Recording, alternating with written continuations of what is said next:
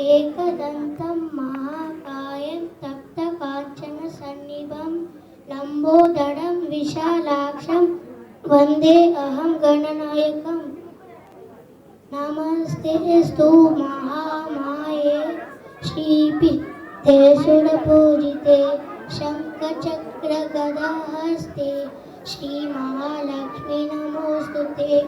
ॐ सर्वमङ्गलमाङ्गल्ये शिवे सर्वसाधिके शरण्ये त्र्यम्बके गौरी नारायणी नमोस्तुते। कराग्रे वसते लक्ष्मी करमध्ये सरस्वती करमुले तु गोविन्द प्रभाते करदर्शनम्। हरिर्दाता हरिर्भोक्ता हरिरन्नं प्रजापति हरिर्विभ्र शरीरस्तु भुक्ते भोजयते हरि। कैलासदानव शिवचन्द्रमौली फणीन्द्रमाता मुकुटिजलाली कारुण्यसिन्धु भवदुःखहारी तुझविन शम्भो